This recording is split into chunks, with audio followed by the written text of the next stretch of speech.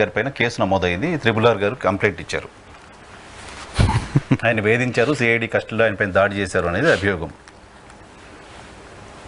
Sir 2014 నుంచి ఈ రోజు వరకు చంద్రబాబు నాయుడు గారు చేసినటువంటి ఒక విష ప్రచారం, వారికి అనుకూలమైనటువంటి మీడియా వ్యవస్థలు చేసినటువంటి విష ప్రచారాన్ని నమ్మి ప్రజలు ఓట్లు వేశారు. చంద్రబాబు నాయుడు గారు వారి ప్రభుత్వం అధికారంలోకి వచ్చినటువంటి వెంటనే వారిచ్చినటువంటి హామీలన్నీ నెరవేరుస్తానని చెప్పారు. ఒక్క హామీ పెన్షన్ది తప్ప ఇప్పటివరకు నెరవేర్చినటువంటి హామీ ఏమీ లేదు. వారు చేస్తున్నటువంటి గొడవలు కానీ, వారు సృష్టిస్తున్నటువంటి విధ్వంసం కానీ, వారి యొక్క మూకలు పెట్టరేగిపోతున్నటువంటి విధానంలో కానీ పెద్ద ఎత్తున వారిపై విమర్శలు వచ్చాయి, వ్యతిరేకత వచ్చింది రాష్ట్రంలో. ఈ వ్యతిరేక భావాన్ని బయట నుంచి తప్పించుకోవటానికి, బయటపడడానికి వైఎస్ఆర్ కాంగ్రెస్ పార్టీ ప్రభుత్వంలో గతంలో చాలా తప్పులు జరిగాయి, చాలా అన్యాయం జరిగింది అని గతంలో తనకి అలవాటు ఉన్నటువంటి విధంగానే 2014లో వచ్చినప్పుడు కూడా, మొట్టమొదటిసారి అధికారంలోకి వచ్చినప్పుడు కూడా శ్వేతపత్రాల పేరుతోటి తప్పుడు పత్రాలు ప్రజలకు చెప్పేటటువంటి ప్రయత్నం చేశారు. అదేవిధంగా ఈసారి కూడా అదే తప్పుడు విధానాన్ని వారు అవలంబిస్తున్నట్టుగా కూడా కనపడుతుంది. సూపర్ 6 అమలు చేయలేక కేసులు ఇవన్నీ ఆయన పెడుతున్నారనే, అంతే కదా, అదే స్పష్టంగా కనపడుతుంది. ఎందుకంటే శ్వేతపత్రాలను విడుదల చేస్తున్నటువంటి వాటిలో వైఎస్ఆర్ కాంగ్రెస్ పార్టీ ప్రభుత్వం పెద్ద ఎత్తున అధికార దుర్వినియోగానికి పాల్పడ్డది, ప్రజాధనాన్ని లూటీ చేసిందని మాట్లాడారు. బెత్తం తీసుకొని టీచర్ లాగా వారు వివరిస్తున్నటువంటి విధానం కానీ, వారు వైఎస్ఆర్ కాంగ్రెస్ పార్టీ ప్రభుత్వం మీద చేస్తున్నటువంటి విమర్శలు కానీ అబద్ధమని నిన్న నిర్మలా సీతారామన్ గారు చెప్పినటువంటి ఆ యొక్క అప్పులు ఒకసారి గమనిస్తే, ఈ రాష్ట్రం యొక్క అప్పు టోటల్గా 4,42,442 కోట్లు. 442. దీనిలో తెలుగుదేశం పార్టీ 2014-19 పరిపాలించి దిగిపోయే కాలానికి ఉన్నటువంటి అప్పు 2,64,000 కోట్లు. అంటే అది తీసివేసిన తర్వాత 4,42,442 కోట్లలో మిగిలిన అప్పు ఎంత సార్? కేవలం 1,77,000 కోట్లు మాత్రం. అంటే తెలుగుదేశం ప్రభుత్వం చేసిన దానికన్నా 1,00,000 కోట్లు తక్కువ అప్పు చేసినటువంటి వైఎస్ఆర్ కాంగ్రెస్ పార్టీ మా ప్రభుత్వం 2,75,000 కోట్ల రూపాయలు ప్రజలకు ఇచ్చాం. 1,00,000 కోట్లు అప్పు తక్కువ చేసి 2,72,000 కోట్లు ప్రజలకు అందించాం.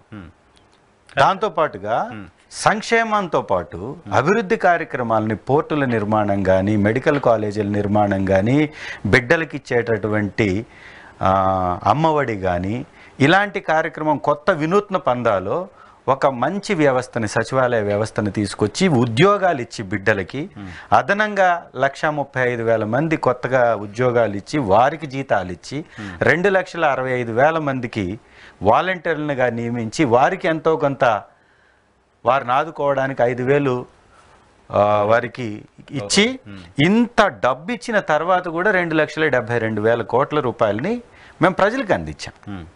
మరి చంద్రబాబు నాయుడు గారు గతంలో 2014 నుంచి 19లో ఇవన్నీ ఇవ్వకుండానే వైఎస్ఆర్ కాంగ్రెస్ పార్టీ ప్రభుత్వం కంటే 1,00,000 కోట్లు ఎక్కువ అప్పు చేశాడు అంటే ఈ డబ్బంతా ఎవరు తినివేశారు? ఇప్పుడు ఆయన చేసిన అప్పైనా, మీరు చేసిన అప్పైనా కార్పొరేషన్స్ ద్వారా చేసిన రుణాలు కాకుండా ఉన్న అప్పు కేంద్రం చెప్పింది. ఆ అప్పు మళ్ళీ అడిషనల్గా ఉంటుంది. అప్పుడు మీ కార్పొరేషన్ చేసేటటువంటి రుణాలకి బాధ్యత ఆ కార్పొరేషన్ తీసుకుంటుంది. ఆ కార్పొరేషన్కి అంత చెల్లించేటటువంటి వెసులుబాటు ఉంటేనే అప్పుని కేటాయిస్తారు. సో దానికి ప్రభుత్వం బాధ్యత తీసుకుంటుంది, గ్యారంటీగా ఉంటుంది. అంతే తప్ప ప్రభుత్వం వాడుకున్నట్టు కాదు కదా అది. చంద్రబాబు నాయుడు గారు చెల్లించలేనప్పుడు ప్రభుత్వం చెల్లించాలిగా, చెల్లించగలిగితేనే వాళ్ళు ఇస్తారు. చెల్లించలేనప్పుడు ప్రభుత్వం ఖచ్చితంగా బాధ్యత తీసుకుంటుంది. ప్రభుత్వం చెల్లించాల్సినటువంటి బాధ్యత కలిగి ఉంటుంది. అది ఏ ప్రభుత్వానికైనా ఉంటుంది కదా, ఒక వైఎస్ఆర్ కాంగ్రెస్ పార్టీ ప్రభుత్వానికే ఉండదు కదా. ఇవాళ వచ్చినటువంటి ఒక 1 మంత్ పీరియడ్లోనే 7,000 కోట్లు అప్పు చేసినటువంటి ప్రభుత్వం తెలుగుదేశం పార్టీ ప్రభుత్వం. మరి చంద్రబాబు నాయుడు గారు అధికారంలోకి రావడానికి చెప్పినటువంటి మాటలేంటి? సంపదని సృష్టిస్తానని. ఎలా సృష్టిస్తారు, దానికి సంబంధించిన శ్వేతపత్రం విడుదల చేయొచ్చు కదా.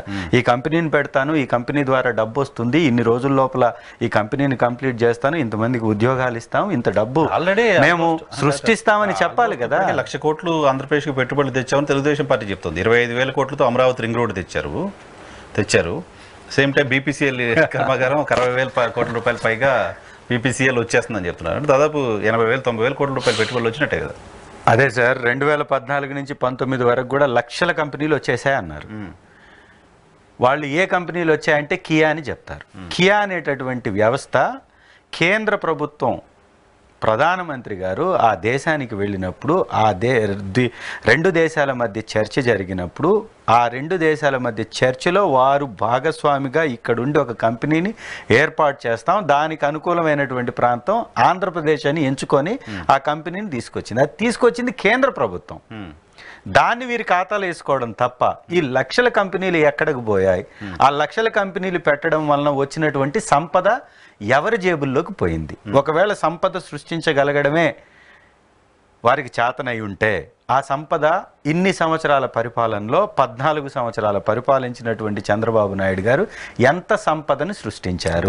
ఆ సంపద సృష్టించి ఉంటే 2,62,000 కోట్ల రూపాయల అప్పు వారి యొక్క పీరియడ్లో ఎందుకు చేయవలసి వచ్చింది? ఇది సమాధానం చెప్పాల్సినటువంటి అంశం. రెండవది, సంపద సృష్టించలేరు కాబట్టే అప్పు తెచ్చారు. చేయగలిగి తప్పెందుకు తెచ్చారు? రాగానే ఎట్లా సృష్టిస్తారు? అది టైం పడుతుంది కదా. 14 సంవత్సరాలు సీఎంగా చేసినటువంటి ఒక సీనియర్ పొలిటీషియన్, 40 సంవత్సరాల వారికి అనుభవం ఉంది. వారు పదే పదే చెప్తున్నారు అప్పు చేయడం కాదు, సంపద సృష్టించాలి అని. మరి అప్పు చేయడం తప్పు అని మీరే చెప్తున్నారు కదా, మరి ఆ తప్పును మీరు ఎందుకు రిపీట్ చేస్తున్నాం అంటున్నాం.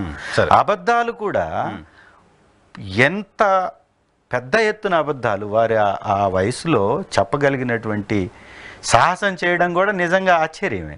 ఎందుకు